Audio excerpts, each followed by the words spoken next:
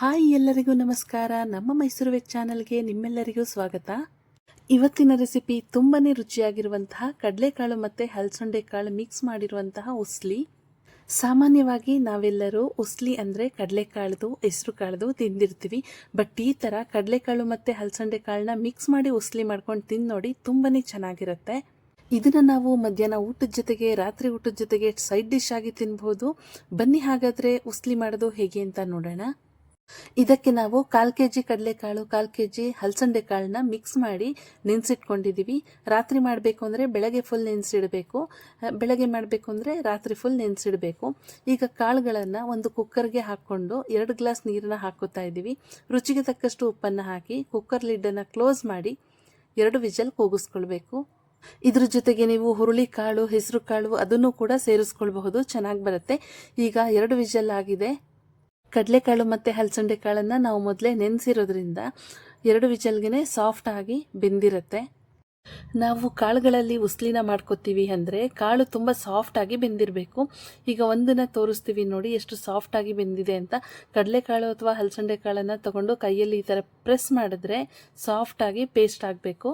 ಈಗ ಇದರಲ್ಲಿರೋ ನೀರನ್ನು ಸಪ್ರೇಟ್ ಮಾಡಿ ಎತ್ತಿಟ್ಕೊಳ್ತಾ ಇದ್ದೀವಿ. ಈಗ ಇನ್ನೊಂದು ಪಾನ್ನಲ್ಲಿ ಒಗ್ಗರಣೆಗೆ ಬೇಕಾಗಿರೋಷ್ಟು ಎಣ್ಣೆನ ಹಾಕ್ಕೊಳ್ಳೋಣ.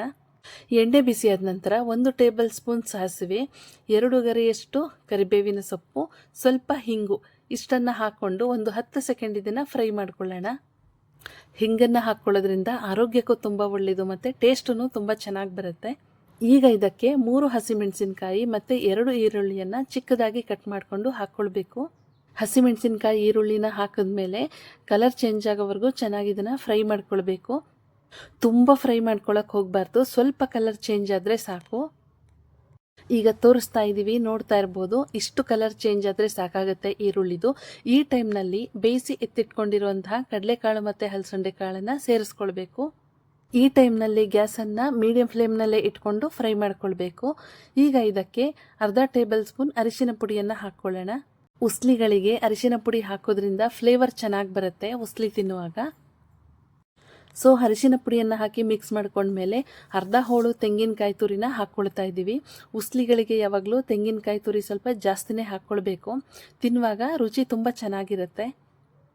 ತೆಂಗಿನಕಾಯಿ ತುರಿ ಹಾಕ್ಕೊಂಡು ಮಿಕ್ಸ್ ಮಾಡ್ಕೊಂಡ್ಮೇಲೆ ಅರ್ಧ ಕಟ್ಟು ಕೊತ್ತಂಬರಿ ಸೊಪ್ಪನ್ನು ಚೆನ್ನಾಗಿ ತೊಳೆದು ಚಿಕ್ಕದಾಗಿ ಕಟ್ ಮಾಡಿಕೊಂಡು ಹಾಕ್ಕೊಳ್ತಾ ಇದ್ದೀವಿ.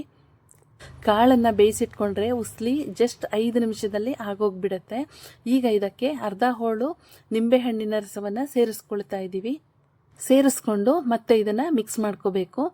ಮಿಕ್ಸ್ ಮಾಡ್ಕೊಂಡ ತಕ್ಷಣ ಗ್ಯಾಸನ್ನು ಆಫ್ ಮಾಡಿದರೆ ಆಯಿತು. ರುಚಿಯಾಗಿರುವಂತಹ ಕಡಲೆಕಾಳು ಮತ್ತು ಹಲಸಂಡೆ ಕಾಳಿನ ಉಸ್ಲಿ ರೆಡಿ. ಈ ಟೈಮ್ನಲ್ಲಿ ಸ್ವಲ್ಪ ರುಚಿನ ಚೆಕ್ ಮಾಡ್ಕೋಬಹುದು. ಉಪ್ಪೇನಾದರೂ ಕಡಿಮೆ ಆಗಿದ್ದರೆ ಉಪ್ಪನ್ನು ಸೇರಿಸ್ಕೊಂಡು ಮಿಕ್ಸ್ ಮಾಡಿಕೊಂಡ್ರೆ ಆಯಿತು. ಈ ಉಸ್ಲಿದಂತೂ ರುಚಿ ತುಂಬಾ ಚೆನ್ನಾಗಿರುತ್ತೆ. ನೀವು ಒಂದ್ಸರಿ ಈ ಥರ ಮಾಡ್ಕೊಂಡು ನೋಡಿ, ಮನೇಲಿರೋರೆಲ್ಲರೂ ತುಂಬಾ ಇಷ್ಟಪಟ್ಟು ತಿಂತಾರೆ. ಯಾವಾಗಲೂ ತರಕಾರಿ ಪಲ್ಯಗಳನ್ನ ತಿಂದು ತಿಂದು ಬೋರ್ ಅನಿಸಿದ್ರೆ ಮಧ್ಯೆ ಮಧ್ಯೆ ಈ ರೀತಿ ಕಡಲೆಕಾಳು ಮತ್ತು ಹಲಸಂಡೆ ಕಾಳನ್ನು ಮಿಕ್ಸ್ ಮಾಡಿ ಉಸ್ಲಿ ಮಾಡ್ಕೊಳ್ಬಹುದು. ಊಟದ ಜೊತೆಗಂತೂ ತಿನ್ನೋದಕ್ಕೆ ತುಂಬಾ ಚೆನ್ನಾಗಿರುತ್ತೆ. ಈ ಥರ ಉಸ್ಲಿ ಮಾಡಿಕೊಂಡು ಮಧ್ಯಾಹ್ನ ಊಟಕ್ಕೆ ಮತ್ತು ರಾತ್ರಿ ಊಟಕ್ಕೆ ಸೈಡ್ ಡಿಶ್ ಆಗಿ ತಿನ್ನಬಹುದು. ರುಚಿ ಅಂತೂ ತುಂಬಾ ಚೆನ್ನಾಗಿರುತ್ತೆ. ನೋಡಿದ್ರಲ್ಲ ಕಡಲೆಕಾಳು ಮತ್ತು ಹಲಸಂಡೆ ಕಾಳನ್ನು ಹಾಕಿ ಉಸ್ಲಿ ಮಾಡೋದು ಹೇಗೆ ಅಂತ. ಈ ರೆಸಿಪಿ ನಿಮ್ಮೆಲ್ರಿಗೂ ಇಷ್ಟ ಆಗಿದ್ರೆ ನಮ್ಮ ಚಾನಲ್ನ ಲೈಕ್ ಮಾಡಿ, ಶೇರ್ ಮಾಡಿ, ಸಬ್ಸ್ಕ್ರೈಬ್ ಮಾಡಿ, ಪಕ್ಕದಲ್ಲಿರುವಂತಹ ಬೆಲ್ ಐಕನನ್ನು ಕ್ಲಿಕ್ ಮಾಡಿ. ಹಾಗೆ ನಿಮಗೆ ಗೊತ್ತಿರೋರೆಲ್ರಿಗೂ ಈ ವಿಡಿಯೋನ ಶೇರ್ ಮಾಡಿ.